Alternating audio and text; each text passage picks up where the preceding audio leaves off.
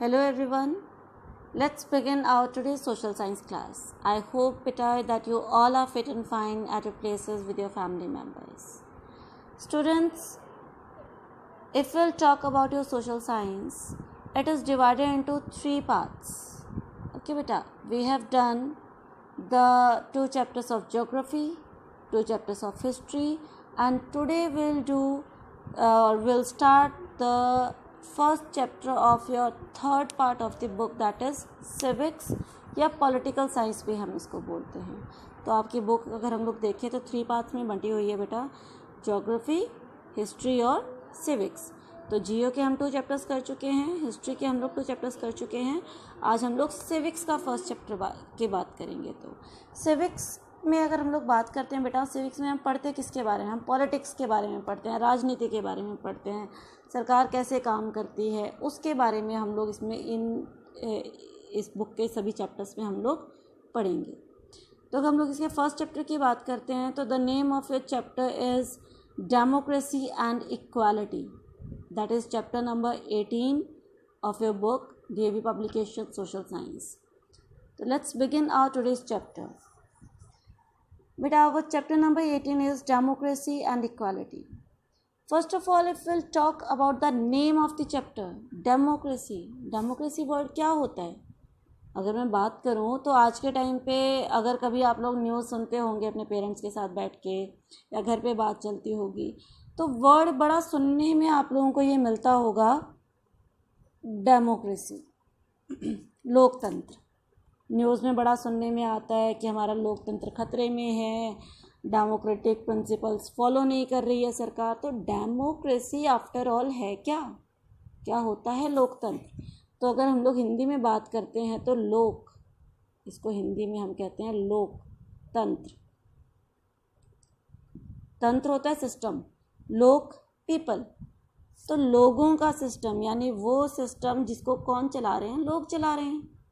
And equality, इस word को तो आप लोग सभी जानते हो, समानता, है ना. बड़ा आजकल तो छोटे छोटे बच्चे भी ना परिवार में इक्वालिटी की बात करते हैं. भाई हमें भी तो हर चीज़ बराबरी में मिलनी चाहिए. हर कोई अपना बराबर का हक चाहता है हर चीज़ में. तो यही दोनों चीज़ें किस प्रकार कैसे किसी भी देश की प्रॉपर फंक्शनिंग में हेल्प करती हैं, what role do they play, that will study in this chapter. तो सबसे पहले तो हम लोग अपनी कंट्री की बात करते हैं, डेमोक्रेसी की बात करते हैं कि डेमोक्रेसी कैसे भारत में. आप लोगों को पता है बेटा कि भारत में पहले किसका शासन था? अंग्रेज़ों का शासन था. We were being ruled by Britishers for more than 200 years. And after a long struggle क्या हुआ? After a long struggle Finally, we got the independence on 15 August 1947. कि पूरा लंबा, और ऐसा नहीं कि इसमें सिर्फ ब्रिटिशर्स थे, बहुत सारे लोगों ने, आप लोगों ने अभी हिस्ट्री में पढ़ा जैसे कि हिस्ट्री में क्या देखा था आपने, कैसे अलग अलग वंश के राजा भारत में आए, राजपूतों के बारे में आपने पढ़ा, प्रतिहार के बारे में पढ़ा, है ना. तो ऐसे ही करते करते मुग़ल वंश आएगा आगे. तो कैसे अलग अलग जगहों से राजा महाराजा आए, उन्होंने भारत के ऊपर अटैक किया. स्पेशली मुसलमानों ने भारत के ऊपर अटैक किया, टर्किश लोगों ने भारत के ऊपर अटैक किया और उन्होंने क्या किया? भारत के ऊपर शासन किया.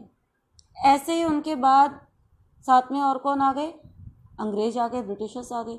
तो ये सभी जो बाहरी शक्तियाँ थी जो हमारे देश को डोमिनेट कर रही थी, हमारे देश के ऊपर शासन कर रही थी, उनसे हमें फाइनली छुटकारा कब मिला? We got the independence on 15 अगस्त 1947. There was an urgent need. अब आज़ादी तो मिल गई लेकिन इन सभी आक्रमणों के कारण और ये इतने सालों की गुलामी के कारण क्या हो गया था? देश बहुत कमज़ोर हो गया था. और कहीं ना कहीं now we again need to strengthen our self. और उसके लिए क्या था? There was an urgent need to frame our constitution. अब हमारा संविधान बनाना हमारे लिए बहुत ज़रूरी था. अब संविधान क्या होता है? देखो ब्रैकेट में दिया है, a document that lays down the framework, political structure and the powers and duties of the government. ये क्या है? ये एक रिटन डॉक्यूमेंट है जिसमें क्या बताया जाता है? जिसमें कि गवर्नमेंट कैसे काम करेगी, देश कैसे चलाना है, क्या पॉलिटिकल सिस्टम रहेगा, ये सभी बातें उसमें लिखी गई हैं, रिटन होती हैं। अब रिटन होगी तो यानी रिटन चीज़ें क्या है, एक तरीके से हमारे लिए प्रूफ का काम करती हैं। तो वो क्या होगा, अब सभी लोग फिर उस रिटन डॉक्यूमेंट के अकॉर्डिंग काम करेंगे। क्यों ज़रूरी था ये? To strengthen our newly won freedom, ताकि अब जो हमें हमारी आज़ादी मिली है, दोबारा से कोई और बाहरी शक्ति आके हमारे ऊपर शासन ना करने लग जाए, हमारे ऊपर अटैक ना कर दे, हमारे ऊपर रूल ना करे, तो हमें इसलिए एक रिटन अपने लिए कॉन्स्टिट्यूशन तैयार करना बहुत ज़रूरी था। Hence, a constitution was framed for free India. The preamble and introduction to the Indian Constitution starts with the word. तो हमारा कॉन्स्टिट्यूशन जब लिखा गया तो बेटा उसका कोई एक वर्ड यहाँ पे दिख रहा है, प्रीएम्बल। उसका एक प्रीएम्बल तैयार, एक प्रस्तावना तैयार की गई। उसमें क्या था, उसमें बताया था कि हमारा जो पूरा इतना बड़ा रिटन डॉक्यूमेंट तैयार हो रहा है वो किन सिद्धांतों पर बेस है, वो बेसिक उसके प्रिंसिपल्स क्या हैं, किन चीज़ों के ऊपर उसको किन चीज़ों को ध्यान में रखकर हमारा ये संविधान या ये कानून जो है वो बनाए गए हैं। वो सारी चीज़ें किसमें लिखी गई हैं, वो जो बेसिक प्रिंसिपल्स हैं हमारे कॉन्स्टिट्यूशन के, वो किस में लिखे गए हैं, प्रीएम्बल में। So here is a picture of our preamble. You can see here it is written we, आप देखेंगे ये ना डिज़ाइन में लिखा गया है W, है ना। तो we the people of India, यानी कि अब whose rule it is, people of India, क्योंकि अब इंडियन गवर्नमेंट की बात हो रही है, इंडियन एडमिनिस्ट्रेशन की बात हो रही है, तो रूल भी कौन करेंगे, पीपल ऑफ इंडिया। अभी मैंने आपको डेमोक्रेसी का मीनिंग बताया था कि लोकतंत्र, डेमो पीपल, ओके, तो रूल बाय द पीपल। तो इसलिए संविधान की प्रस्तावना में पहली लाइन क्या लिखी है, we the people of India having solemnly resolved to constitute India into a sovereign means power, socialist, secular कौन होते हैं, धर्मनिरपेक्ष, यानी हर धर्म की रिस्पेक्ट करने वाले। ऐसा नहीं है कि सिर्फ हिंदुओं को ज़्यादा इंपॉर्टेंस देनी है या मुस्लिम्स को ज़्यादा इंपॉर्टेंस देनी है। To respect each and every religion. Democratic, लोकतांत्रिक, यानी जहाँ पर लोगों का शासन हो। रिपब्लिक, जहाँ पर लोग अपने राजा को कह लो, अपने लीडर को कह लो, खुद चुन रहे हैं। और जब अब सरकार काम कर रही है, जब ये कॉन्स्टिट्यूशन लिखा गया तो किन बातों को ध्यान में रखा गया, जस्टिस, कि सबके साथ न्याय होगा, लिबर्टी, सबको आज़ादी दी जाएगी। आपको पता है ना, हमें कुछ फंडामेंटल राइट्स मिले हैं, तो उस फंडामेंटल राइट्स में क्या है, कुछ राइट्स हम लोगों को मिले हैं जो कि those fundamental rights are common for all the people of the nation, irrespective of their color, caste, creed, किस जाति से, धर्म से, it doesn't matter, everyone will be equal, fraternity, there should be brotherhood। तो ये सभी क्या थे, ये कुछ ऐसे बेसिक प्रिंसिपल्स थे, कुछ ऐसे सिद्धांत थे जिनके आधार पर क्या लिखा गया, हमारा संविधान लिखा गया। अब ये संविधान बेटा जो है हमारा बनकर तैयार हो गया था 26 नवंबर 1949। कब बन के तैयार हो गया था, 26 नवंबर 1949 तैयार हो गया था। इसको सबने यस कर दिया था कि हाँ, जो ये हमारा संविधान बना है दैट इज़ परफेक्ट वन, इसको यस हो गई थी सबकी। लेकिन अभी इसको लागू नहीं किया था, इट वॉज नॉट इम्प्लीमेंटेड। अब इसको लागू कब करना शुरू किया, तो देखेंगे नीचे, it was implemented, it came into effect on 26 जनवरी 1950। तो इसको लागू कब किया गया, अब इस संविधान के अकॉर्डिंग काम करना कब से शुरू किया गया, 26 जनवरी 1950, तो 26 जनवरी। और क्योंकि अब इस दिन से हमारे देश का संविधान लागू हो गया था, यानी कि लोगों का शासन एक तरीके से डायरेक्ट प्रॉपर वे में शुरू हो गया था, इसीलिए ही हम लोग 26 जनवरी को कैसे सेलिब्रेट करते हैं, एज अ रिपब्लिक डे। ठीक है। और एक और चीज़ है बेटा, मैं यहाँ पे आपको बताना चाहूँगी कि यही दिन क्यों चुना। अब वैसे तो हमें आज़ादी 15 अगस्त को मिली थी, 15 अगस्त को इसको लागू करना चाहिए था, या फिर 26 नवंबर को जब यस हो गई थी तो 1 दिसंबर से लागू कर देते, लेकिन ऐसा नहीं किया। 26 जनवरी की डेट क्यों चुनी गई बेटा, इस डेट की बहुत इंपॉर्टेंस है। जब अंग्रेज भारत में थे तो उस समय क्या हुआ था, उस समय 26 जनवरी 1930 को, पहले मैं 1929 की बात करती हूँ, कि दिसंबर 1929 में ना लाहौर में कांग्रेस अधिवेशन हुआ था, मीटिंग्स होती थी, पॉलिटिकल मीटिंग्स। तो उसमें, उस अधिवेशन में जो हमारे जो लीडर्स थे उन्होंने पूर्ण स्वराज यानी पूरी आज़ादी की मांग कर दी थी अंग्रेज़ों से। वो उन्होंने बोला कि हमें तो अपना पूरा देश भारत आज़ाद करवाना है, आप हमारा देश छोड़कर चले जाओ। और 26 जनवरी 1930, देखो दिसंबर 1929 को क्या हो रहा है, उन्होंने लाहौर के अधिवेशन में क्या की, पूर्ण स्वराज्य, कंप्लीट फ्रीडम की डिमांड की।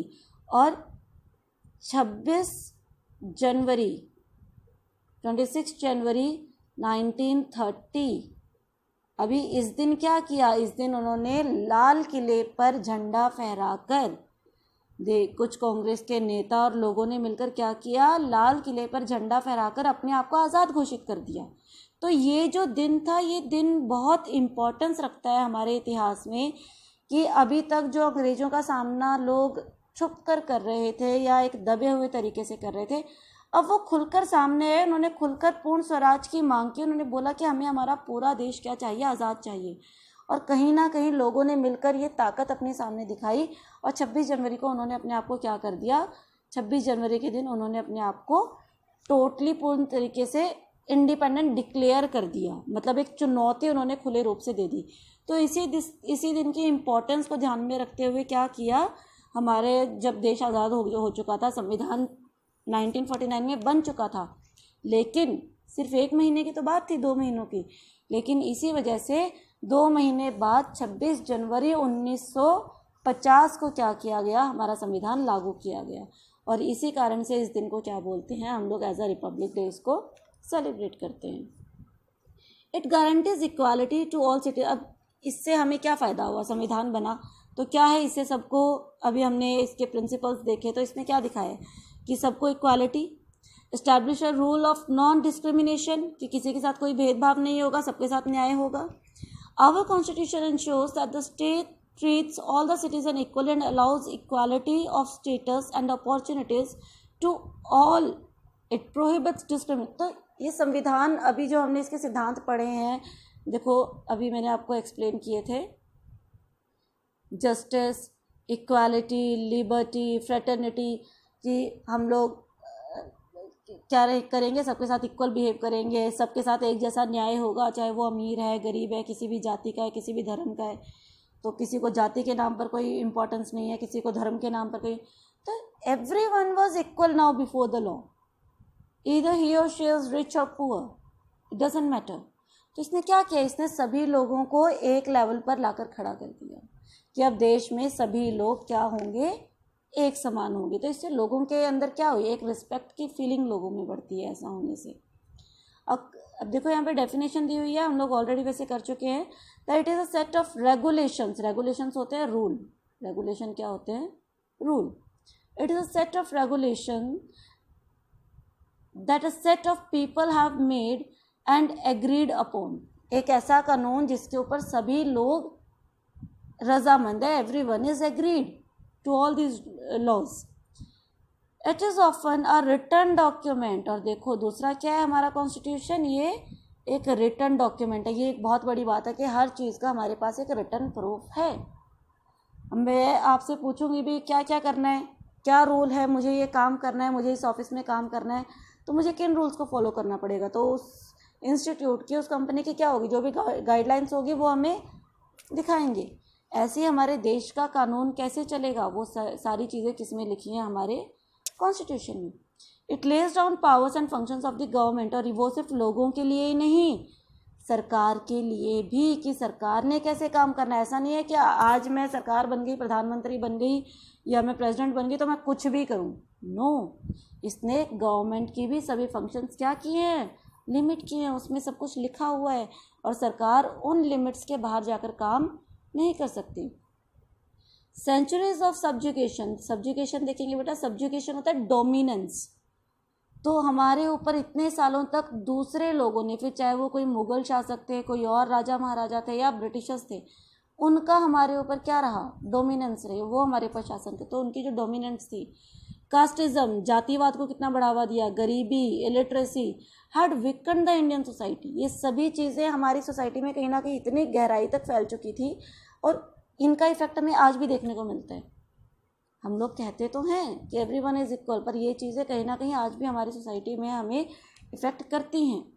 Our constitution framers wanted to eradicate होता है किसी चीज़ को ख़त्म करना। तो अब हमारे जो संविधान बनाने वाले थे, जिन्होंने ये पूरा संविधान लिखा था, इसका निर्माण किया था, वो क्या करना चाहते थे, वो ये सभी प्रॉब्लम्स, ये जो समाज की जो बुराइयां थी, इनको ख़त्म करना चाहते थे, ताकि समाज जाति या धर्म के नाम पर या अमीरी गरीबी के नाम पर बंट ना जाए। वो पूरे भारत को एक करना चाहते थे, एक भारत। ठीक है, तो भारत के लोगों को अब जोड़ कर रखना है। ऐसा ना हो कि गरीब लोग सोचे कि देश हमारा नहीं है, अमीर सोचे कि देश सिर्फ हमारा ही है, धर्म के नाम पर हिंदू बोलें कि हमारा है, मुसलमान बोलें हमारा नहीं है। तो ये चीज़ें, ये डर लोगों के मन से निकालना था। ये इसलिए जो है हमारा संविधान उस तरीके से उन सिद्धांतों पर लिखा गया। Hence India has opted for secularism. देखो अब इसके लिए एक तरीका क्या अपनाया, मैंने क्या बताया था, सेक्युलरिज्म। सेक्युलरिज्म मतलब धर्मनिरपेक्ष, यानी कोई भी धर्म जो है हमारे देश का राष्ट्रीय धर्म नहीं है। हमारे संविधान में कहीं भी नहीं लिखा कि भारत एक हिंदू राष्ट्र है। अगर हम हिंदू राष्ट्र लिखेंगे यानी कि हिंदू हमारा जो है नेशनल रिलीजन बन जाएगा। But our country is a secular country, जो किसी भी पर्टिकुलर रिलीजन को सपोर्ट नहीं करता, और सभी लोगों को कोई भी धर्म अपनाने की, फॉलो करने की, अपने रिचुअल्स करने की पूरी आज़ादी है। Where everyone is free to follow the religion of one's choice and state does not have a religion of its own. कि हमारे देश का अपना कोई धर्म नहीं है। ऐसा नहीं है कि हम हिंदू धर्म को फॉलो कर रहे हैं, मुस्लिम को कर रहे हैं। तो गवर्नमेंट किसी भी एक पर्टिकुलर रिलीजियस ग्रुप को सपोर्ट नहीं करती, उसके लिए सभी धर्म बराबर हैं। Indian Constitution aims to establish a social order where identification of a person is not on the basis of religion she follows or the caste she belongs to, but is on the basis of what he or she what is made himself into। तो अब हमारा संविधान क्या कहता है, हमारा संविधान कहता है कि किसी इंसान की पहचान इससे नहीं होगी कि वो किस जाति या किस धर्म का है। इंसान की पहचान किस बेसिस पर हो रही है, इंसान की पहचान इस बेसिस पर हो रही है कि वो क्या काम कर रहे हैं। काम मतलब आप अपनी पहचान बनाओ, अच्छे काम करो। आप एक अच्छे नेता के रूप में उभर के सामने आ रहे हो, आप एक अच्छे बिजनेसमैन के रूप में उभर के सामने आ रहे हो, आप एक अच्छे स्पोर्ट्स पर्सन के रूप में उभर के सामने आ रहे हो। So it depends upon how what kind of work you will do, what you have turned yourself into। आप क्या हो, उसी से आपकी पहचान है। मतलब आपकी जाति कभी आपकी पहचान नहीं बनेगी। इस तरीके की प्रोविजंस किसमें की गई, हमारे संविधान में की गई। अब देखो यहाँ पे दिया है, do you know on 25 November 1949, this is very important, इसके बारे में हम पहले थोड़ी सी बात कर चुके हैं। Doctor BR Ambedkar spoke in constituent assembly. Constituent assembly बनी थी जो कि संविधान पूरा लिखने के लिए, तैयार करने के लिए कुछ मेंबर्स की असेंबली बनी थी। और कहीं ना कहीं ये हमारी जो असेंबली थी उनके चेयरमैन कौन थे, डॉक्टर BR अम्बेडकर। तो अब 25 नवंबर को जो है पूरा संविधान जो लिखा गया था, ये सारा किसमें, कॉन्स्टिट्यूएंट असेंबली में पढ़ के सुनाया गया। ठीक है, और मैंने आपको बताया था कि इसको यस कब हो गई थी, 26 नवंबर को इसको यस हो गई थी। Everyone was now agreed to it. In India there are castes, the castes are anti national. देखो ये BR अम्बेडकर जी के कुछ वर्ड्स हैं। तो उन्होंने क्या बोला कि इंडिया में बहुत सारी जातियां हैं, और अगर हम लोग जातियों के आधार पर समाज को देखेंगे तो ये हमारे राष्ट्रवाद के खिलाफ है। राष्ट्रवाद, पूरा देश एक है, सब लोग मिलकर रहें, अलग अलग नहीं, सब लोग मिलकर एक साथ रहें। तो उसने बोला कि ये तो राष्ट्रवाद के खिलाफ है। In the first place because they bring about separation in social life. क्यों?